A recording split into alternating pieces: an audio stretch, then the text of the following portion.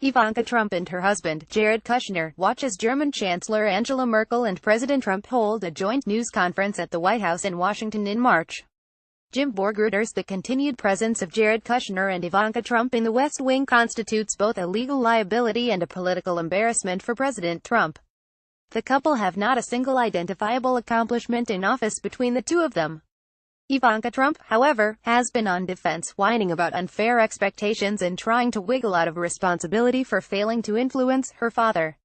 Kushner wound up at odds with the State Department and was there to cheer on disastrous personnel decisions, e.g. hiring Paul Manafort during the campaign, firing former FBI Director James B. Comey. Trump would be wise to send them back home to New York to reside in the Trump empire.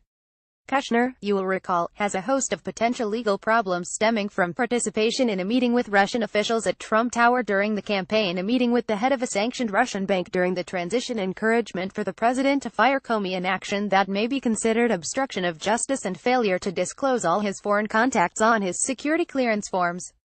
Now USA Today reports President Trump's son-in-law Jared Kushner and daughter Ivanka Trump rerouted their personal email accounts to computers run by the Trump Organization as public scrutiny intensified over their use of private emails to conduct White House business, Internet registration records show.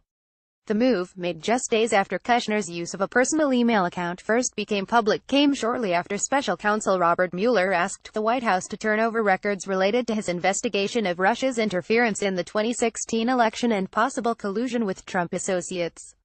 It also more closely intertwines President Trump's administration with his constellation of private businesses. No one said this crowd was subtle. Nevertheless, Mueller can subpoena the emails and obtain information about rerouting the accounts as part of his ongoing investigation. Now imagine Republicans' reaction if Hillary Clinton had been caught moving her private email account that had been used improperly for government business over to the Clinton Foundation. I think the chant would be lock her up, but wait, there's more.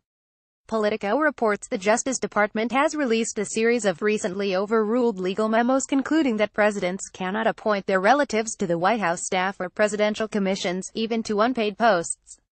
In January, a career Justice Department official essentially declared the earlier opinions erroneous or obsolete, clearing the way for President Donald Trump's son-in-law, Jared Kushner, to take a senior advisor position in the White House.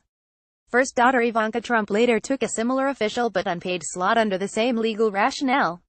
The newly disclosed opinions, issued to the administrations of Richard Nixon, Jimmy Carter and Ronald Reagan and obtained by Politico Monday through a Freedom of Information Act request, detail how Justice Department lawyers concluded for decades that such appointments of family members were illegal under an anti-nepotism law passed in 1967.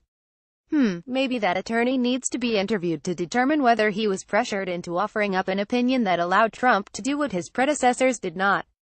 In any event, as Citizens for Responsibility and Ethics in Washington noted, we see that once again the Trump administration fails to meet the ethical and transparency bar of the Nixon administration.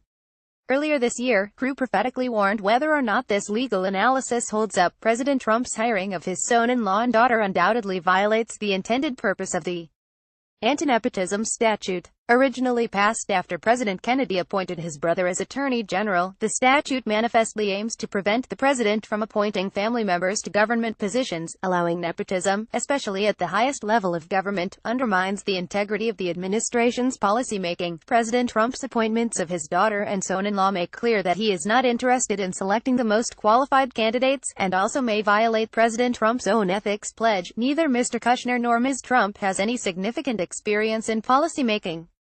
These appointments also are likely to inhibit the ability of other government employees to give candid opinions about policy proposals and personnel matters for fear of alienating the president's family members. Moreover, serving as a presidential advisor to a close family member raises a larger and more serious question about whether Ms. Trump's and Mr. Kushner's primary allegiances to the Constitution are to President Trump personally and his brand. In a monarchy, these interests may be one and the same, but not necessarily in a democracy. The good news for the administration is that the situation can be remedied by sending Ivanka Trump and Kushner home, where she need not fret about failing to live up to expectations and he can attend to his financial troubles and marshal his legal defenses.